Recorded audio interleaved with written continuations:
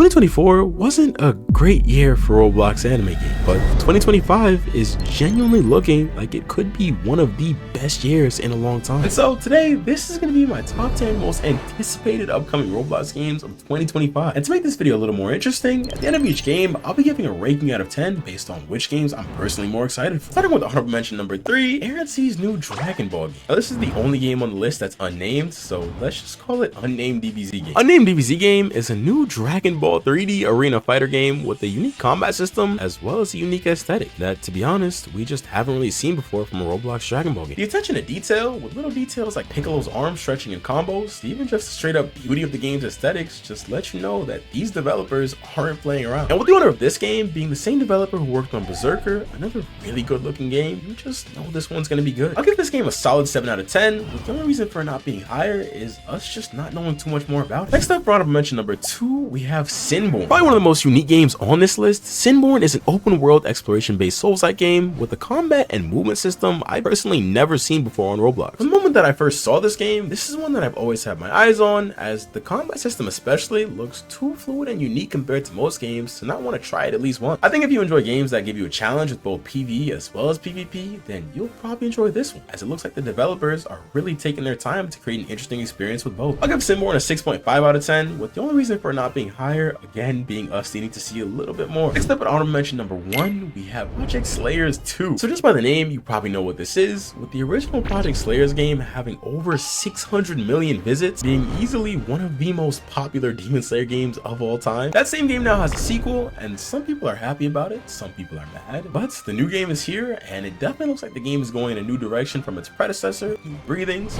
Demon Arts, and overall, a different aesthetic. If you're a fan of Demon Slayer games, then you're probably going to be looking forward to this one, as Project Slayers still has some of the most hype in the community. I'll give Project Slayers 2 a solid 7 out of 10, with the expectation that the game is going to at least be decent based off the first game. Moving on to the actual list, at number 10 we have Sorcery, which is the first Jujutsu Kaisen game on the list. So Sorcery is a new Roblox JJK game that honestly kind of took the platform by storm. The main focus of this game, to me at least, is the PvP, with the game having a wide variety of different curse techniques as well as a good amount of domain expansions. If you're just looking for something casual JJK related, then this might be the game for you. With the game not seeming to take itself too seriously and overall just being a fun Jujutsu Kaisen game you can really hop on whenever. I'll give Sorcery a 6 out of 10. I would rate it higher, but personally, I think that's fair. Next up at number 9 though, we have Yaiba, which is another upcoming game that I can't stop hearing about. So Yaiba is a new Demon Slayer game with admittedly one of the more unique aesthetics on this list, and honestly being one of the first Demon Slayer games maybe ever to look like an actual Demon Slayer game. Admittedly, the most exciting thing about this game is its beautiful combat system, with the owner of this game also being one of the main developers of Anime Showdown, another game with some really high quality combat. Like I said, the game looks like a Demon Slayer game. Those same beautiful aesthetics and 4K graphics from the anime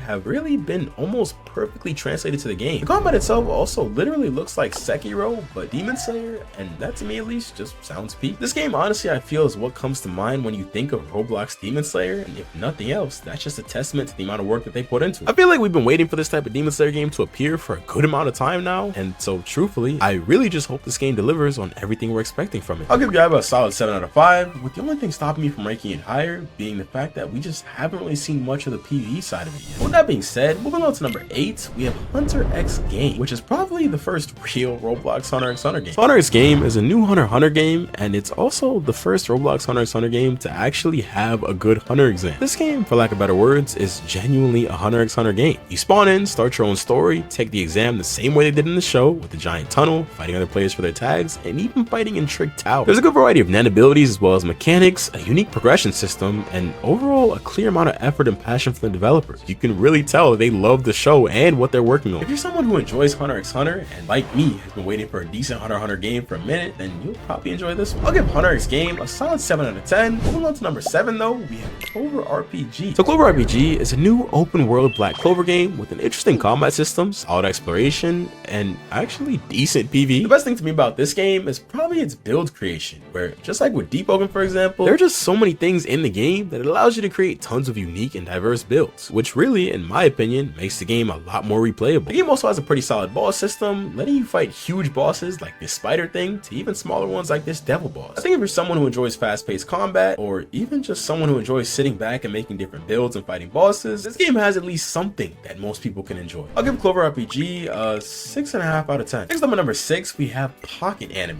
which is probably one of the most anticipated games on the list. So Pocket Anime is a new upcoming Pokemon-based anime game where your anime characters are Pokemon and you have to fight with them. The concept is pretty simple, but the idea itself is unique enough to where the game clearly shines for being original, and there's not really anything like it on the platform. The game's developers are also pretty skilled, with the project itself obviously being super high quality, and after playing it, the things that stood out to me the most are the exploration, with the game itself having multiple mounts, ways to traverse the map, as well as a large roster of characters to play with. Now personally, I'm not a huge fan of Pokemon, but for those of y'all who are, you're probably really excited for this game because it's literally just Pokemon but anime. I'll give Pocket Anime a solid 7.5 out of 10. The only reason for not being higher is me just not really being a huge fan of Pokemon personally. Next up at number 5, we have Hinokami. So Hinokami is a new Demon Slayer game made by Higoshi, the same developer who created Demon Slayer RPG 2, another one of the most popular Demon Slayer games on the platform, with that one having over 150 million visits, putting a heavy focus on attention to detail, even doing smaller stuff like subclasses, and they're not just random either, they're based on actual classes from the show, like Tengen for example, who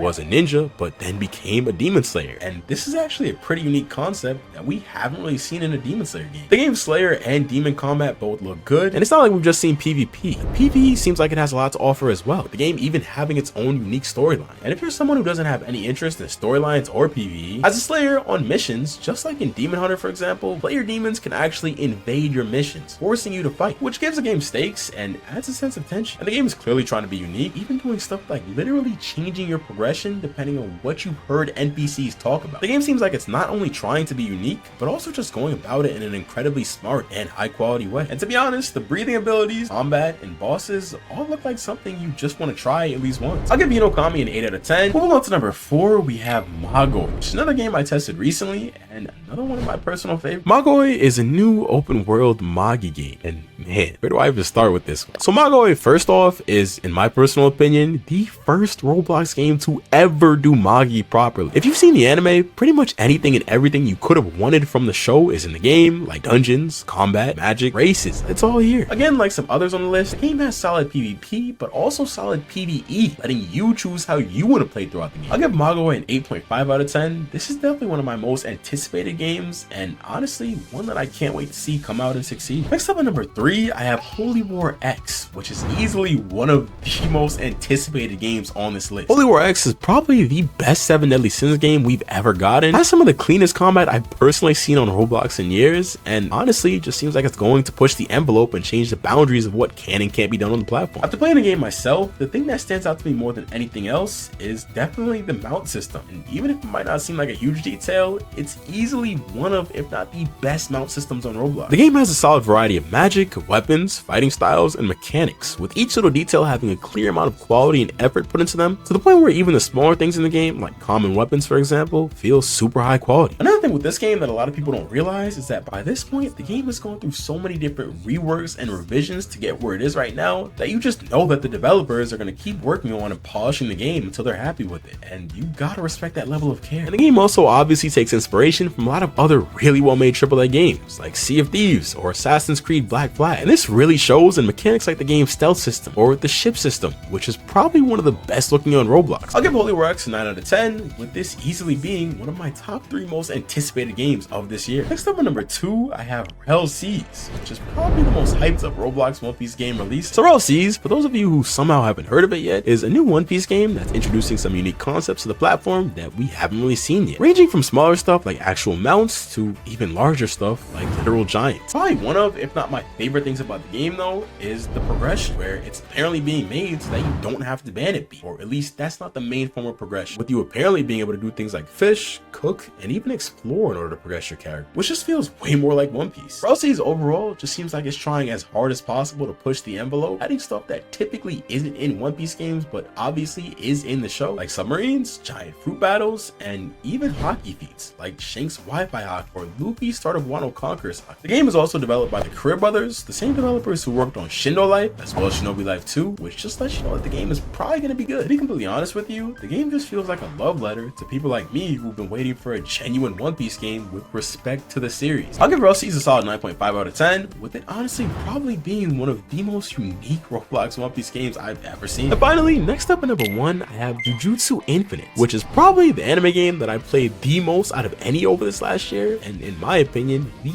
best Jujutsu Kaisen game on Roblox. So Jujutsu Infinite, for one, is massive. The amount of curse techniques, mechanics, and overall just plain content in this game is kind of ridiculous. The game itself has pretty much every domain expansion from the show, as well as all, if not every maximum technique from the show as well, allowing you to do things like chant Gojo's Lapis Blue and reverse red to do a new Hollow Purple, use Scale of the Dragon as well as Twin Meteors to chant Sukuna's World Cutting Slash, or even summon Jogo's gigantic maximum meteor. And it gets even crazier. You can chant Veils to trap your opponent in a smaller area while you're fighting them, clash domain with your opponents, and it's even the first Jujutsu Kaisen game I've ever seen to do an actual story mode, where you have to go on actual story missions and even fight various bosses from the show. The game also has pretty much every awakening that was in the show, from Gojo's Six Eyes to Toji's Bloodlust to even Sukuna's High on Air transformation. One of my favorite things about the game though is the accuracy to the source material. You can literally eat parts of people with Yuta's technique in order to copy their curse technique, summon a gigantic black hole with Yuki's technique that actually kills you, and even create unique builds based off pretty much any character in the show. If you're looking for an actual JJK game with good graphics as well as a good amount of content, I genuinely think you should try Jujutsu Infinite. I'll give Jujutsu Infinite a 9 out of 10, with it honestly probably being the most I've enjoyed an anime game in a minute. But yeah, yo, this has been my top 10 most anticipated Roblox games in 2025. If I missed any, let me know down below. Don't forget to hit that subscribe button, drop a like in the video, and I'll see you guys in the next one. Later.